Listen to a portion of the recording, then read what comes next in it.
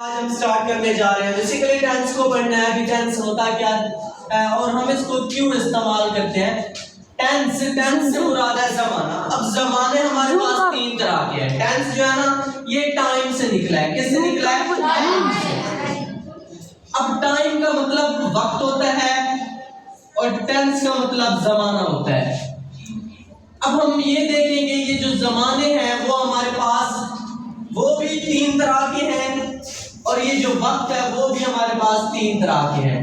कि वक्त कौन कौन से हैं ये हमें पता है। सुबह का वक्त होता है, दोपहर का होता है, शाम का होता है। और ये जो जमाने हैं वो भी हमारे पास हमें मालूम है वो भी तीन तरह के हैं। एक प्रेजेंट का होता है, एक पास्ट का होता है, एक फ्यूचर का होता है। हम कहते हैं जिससे मुराद है एक हमारे पास मौजूदा जमाना होता है, एक हमारे पास गुजरा हुआ जमाना होता है, एक हमारे पास आने वाला जमाना होता है।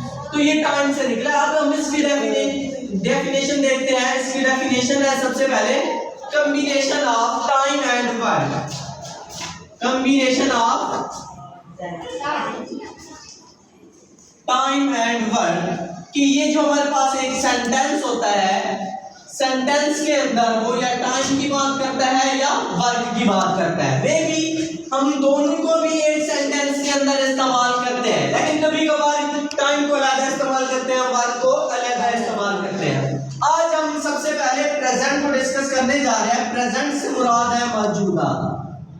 प्रेजेंट से मुराद क्या है? मौजूदा।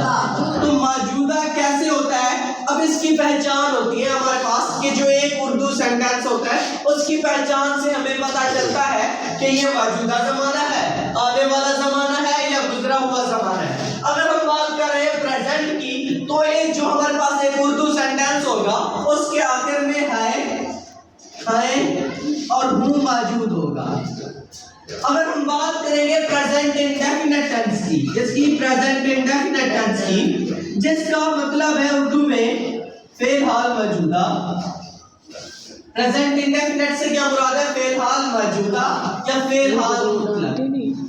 अब इसकी डेफिनेशन है किसी काम का करना, होना, सहना मौजूदा जमाने के अंदर पाया जाए। फिर जो हम काम करेंगे वो किस जमाने के अंदर होगा? मौजूदा जमाने के अंदर होगा। अब हमें कैसे पता चलेगा कि ये मौजूदा जमाना है, आने वाला जमाना है या गुजरा हुआ जमाना है? उसकी पहचान से ही पता चलेगा। अगर उर्दू फिक्रे के आखिर में ता है, ती है, ते है, ये अलामतें आएंगी तो हमें पता चलेगा कौन सा टेंस है? प्रेजेंट इंडेफिनिट टेंस है। तो जो हमारे पास एक उर्दू सेंटेंस होता है उससे ही हमें पता चलता है। हमेशा जो कोई भी चीज होती है उसकी पहचान से पता चलता है। इसी वजह से अगर हमारे पास एक उर्दू सेंटेंस होगा उसके आखिर में आ जाए ता है, ती है, ते है, ये अलामतें आएंगी तो हमें पता चलेगा ये कौन सा टेंस है? प्रेजेंट इंडेफिनिट टेंस है। सबसे पहले हम बात करते हैं सिंपल सेंटेंस की। सिंपल सेंटेंस से मुराद क्या है? सादा फिक्रे। भी सादा फिक्रे किस किस्म के होते हैं? सादा फिक्रे से मुराद ये है कि जो हम एक सेंटेंस लिखते हैं उसके अंदर ना कोई रुकावट होती है ना किसी किस्म का सवाल होता है। If a statement is positive, so it is called simple sentence। कि जो स्टेटमेंट होगी वो हमारे पास पॉजिटिव होगी, मीन्स उसके अंदर ना किसी किस्म का सवाल होगा ना किसी किस्म की रुकावट होगी, तो वो हमारे पास सिंपल सेंटेंस होगा। अब हम देखते हैं सिंपल सेंटेंस के अंदर इसका क्या रूल है। सिंपल सेंटेंस के अंदर सबसे पहले वो सब्जेक्ट कहता है, उसके बाद वर्ब की पहली फॉर्म के साथ SEIS का एडिशन है, उसके बाद ऑब्जेक्ट है।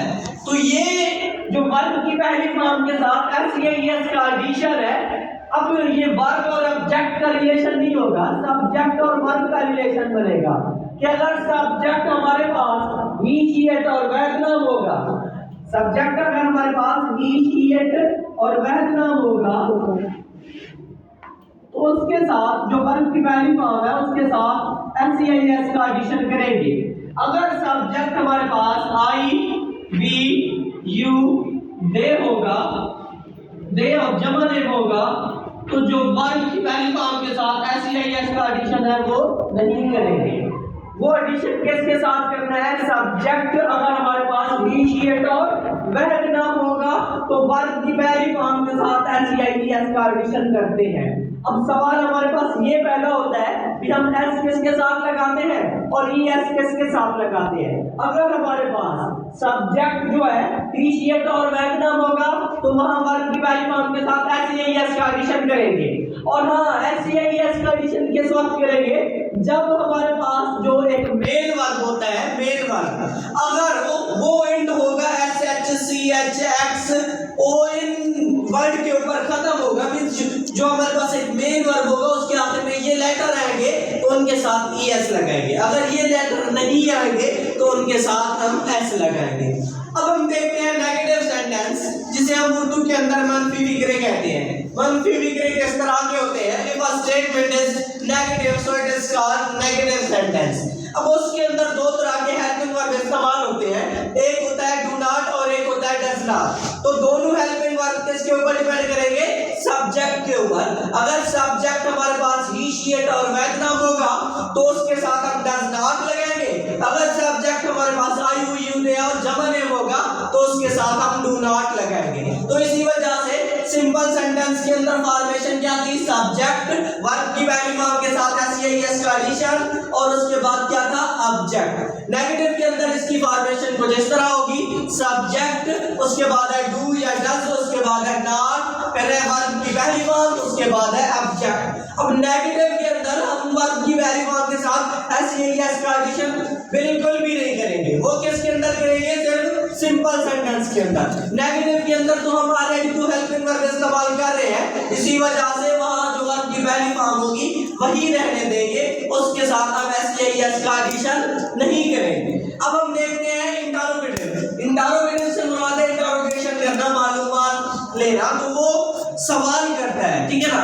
तो उसके अंदर ये दो तरह के जो हेल्पिंग वर्ब है डू और डज, वो शुरू में आएंगे, उसके बाद सब्जेक्ट होगा, फिर वर्ब की पहली फॉर्म होगी, उसके बाद ऑब्जेक्ट होगा और इन पे साइन ऑफ सवाल या मींस क्वेश्चन मार्क्स की अलामत लगाएंगे। जी।